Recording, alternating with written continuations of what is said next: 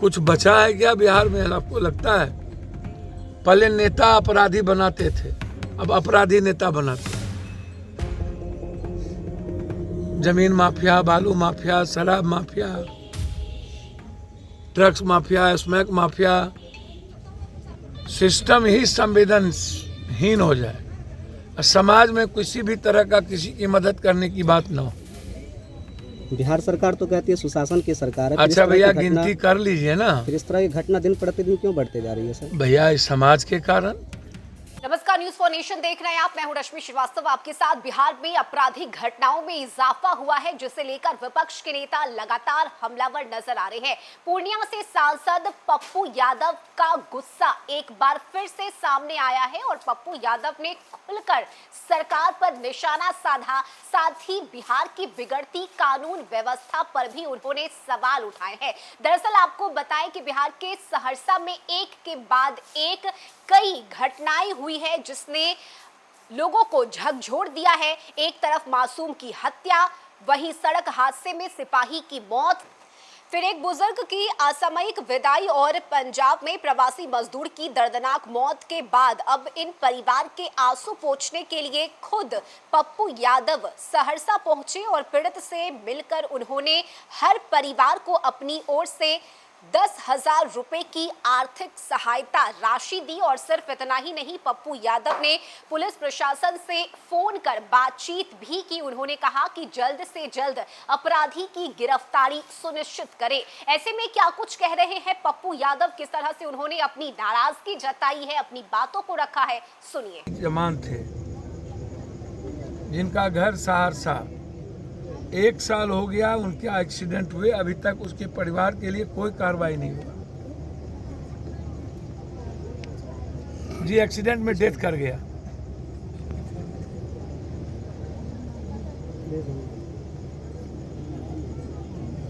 नहीं, अभी हैं भैया, हम उसी गांव में हैं। आप भाई हैं मेरे, मैं आपके नॉलेज में मैं व्हाट्सएप कर देता हूं, आप इसको पर्सनली देख लीजिए। जी नहीं, आज रोड एक्सीडेंट में डेथ कर गया। किसी ने उसको मार दिया, एक्सीडेंट करवा दिया, डेथ कर गया, हैबा से मार दिया।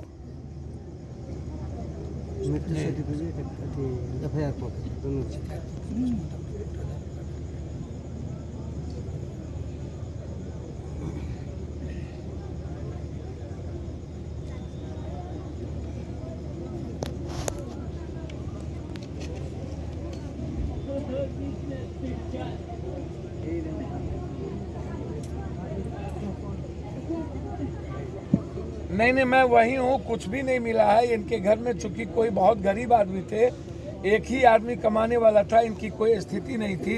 इस जी उनकी पत्नी है बगल में। जी देते। एक मिनट एसपी सर, 1 मिनट भाई में प्रणाम। बच्चे की हत्या हुई है, बिहार सरकार की प्रशासन के लिए क्या कहना चाहेंगे आप? अच्छा, एक बात बताइए, आज 6 हत्या हुई है पटना में। कोई न समाज की संवेदना है और सत्ता, सरकार और नेता की संवेदना तो बिहार में बहुत पहले ही मर चुकी है। कल हम पर्वता में थे, एक गुड्डू सिंह नाम का आतंक पूरा दियरा में अभी तक 12 मर्डर कर चुका है। हर गरीब की हत्या कर देता है। 2 दिन पहले किसान की हत्या कर दी।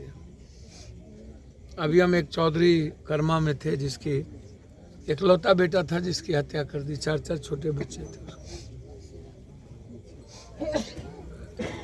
तो समाज कितना संवेदनहीन है। एक्सीडेंट हुआ, लड़की के गले से चेन छीन लिया, लड़के का मोबाइल ले लिया, पानी नहीं दिया, वीडियो बनाता रहा। 2 लोग बच सकते थे, नहीं बचा। एक ही परिवार के 3 भाई मर गए। हवा को छोड़ दिया। अस्पताल आया तो बिना पैसे का अल्ट्रासाउंड नहीं हुआ। 500 रुपया के लिए बगैर स्टिच नहीं हुआ। जब तक पैसा नहीं लिया, एम्बुलेंस उठाया नहीं। कुछ बचा है क्या बिहार में? आपको लगता है? पहले नेता अपराधी बनाते थे, अब अपराधी नेता बनाते हैं। जमीन माफिया, बालू माफिया, शराब mafia, drugs mafia, smack mafia. थानेदार का काम है समाज की सुरक्षा। थाना चार्जशीट लिखना, डायरी लिखना, इन्वेस्टिगेशन करना, वह काम करेंगे। बालू का भी वसूली, ट्रैक्टर को धरना, एमवीआई का काम, डीटीओ का काम, ट्रैफिक का काम, दारू की वसूली, जमीन माफिया की वसूली।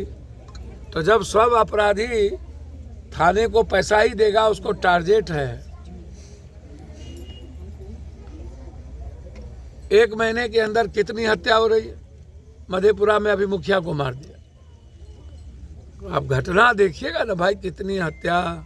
सहरसा का ही आप देख लीजिए, कभी किसी को गला रेत देता है, कब किसको कौन मार देगा, कोई माँ बाप है क्या। अब माफिया लोग दल चलाता है, पैसा देंगे तो दल चलेगा। समाज प्रोटेक्ट करता है अपराधी, अपने जात के अपराधी को। समाज में उसकी गणेश परिक्रमा होती है, समाज में उसको स्थापित कर दिया जाता है और वो समाज में नेता बन जाता है। ऐसे ही लोगों को लोग तवज्जो देते हैं। तो अब सोसाइटी बचेगी, हमको तो नहीं पता। हम किस युग में पैदा लिए भगवान जाने। हमें तो लगता है कि छोड़ देना चाहिए। अब ना ये देश रहने लायक है, ना ये बिहार रहने लायक है। जो स्थिति है, कहीं भी ढंग की चीजें आप बात ही नहीं कर सकते। कोई भला आदमी, कोई समाज में एक दूसरे की मदद करने की हिम्मत ही नहीं रह गई। हालात तो अच्छे नहीं है, कोई एक दूसरे की मदद करने को तैयार नहीं है। पूरी सरकार वसूली में लगी हुई है। कितनी असंवेदना होती है वो तो हम देख रहे हैं ना भैया। अपराध को आप कैसे देखिएगा। नौगछिया में हम 1 महीने में 7 बार जा चुके, पूरा नौगछिया बाजार ही उजड़ रहा है। आखिरकार सर 7 दिन बीत जाने के बाद भी परिजन को किसी तरह की कोई कार्रवाई नहीं अच्छा, एक बात बताइए ना, जी, किसका इंटरेस्ट है अपराध, हत्या, समाज बचाने का। जब सिस्टम ही संवेदनहीन हो जाए, समाज में किसी भी तरह का किसी की मदद करने की बात ना हो। बिहार सरकार तो कहती है सुशासन की सरकार है। अच्छा भैया, गिनती कर लीजिए ना। फिर इस तरह की घटना दिन प्रतिदिन क्यों बढ़ते जा रही है सर? भैया, इस समाज के कारण क्यों बढ़ती जा रही है। खाली इसमें प्रशासन दोषी थोड़ी है।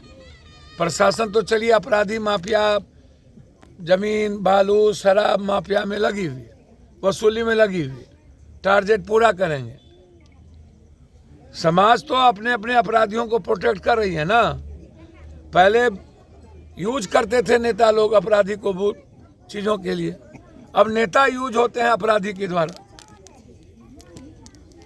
भैया, हम तो कोशिश ही न करेंगे। कल हमने कहा गुड्डू सिंह के बारे में, एसपी को भी कहा, डीआईजी को भी कहा, यदि आप इनकाउंटर नहीं करेंगे तो हम समाज को आप फ्री हैंड दे दीजिए। अपराधियों का जगह अच्छा कोर्ट बेल दे देती है, क्योंकि चार्जशीट डायरी कमजोर हो जाता है, चार्जशीट समय पर नहीं जाता है। कहने का मतलब सारा सिस्टम ही करप्ट है सर, एक तरह से देखा जाए। इसमें कोनो बहस है? कितने बार बोले आपको हम? 10 बार 100 बार डेली बोलते हैं। उठा लीजिए, ऊपर से नीचा सबके सब लूट में लगे हुए हैं, तो उसमें हम क्या बोलें भैया। अब इनके 1 बच्चे थे, अविलंब सरकार को इनको कम से कम 10 लाख रुपया की घोषणा करनी चाहिए, मुआवजा मिलना चाहिए। अब इसके परिवार की स्थिति क्या होगी? इनको आप टारगेट किया गया अब इसके पिता को मारने का। आप इन्वेस्टिगेशन नहीं करिएगा। जहां पर लाश मिला वहां कोई कौन सा टावर था, मोबाइल लोकेशन वहां रात में होगा। तो अब रात से सुबह का मोबाइल लोकेशन निकाल क्यों नहीं रहे? आप 5 बजे वहां कौन गया? और जब से बच्चे गायब हैं तब से बच्चे का मोबाइल लोकेशन, तो मोबाइल लोकेशन से भी तो आप पकड़ सकते हैं। तो 7 दिन में आपको मोबाइल लोकेशन नहीं मिला। जबकि पीड़ित परिवार के द्वारा कहा जा रहा है कि हम 2 अज्ञात के 2 व्यक्ति के विरुद्ध एफआईआर दर्ज किए हैं। भैया जो इनको फोन आया जी जी। वो है या नहीं है मेरा मैटर नहीं है। फोन आया तो आप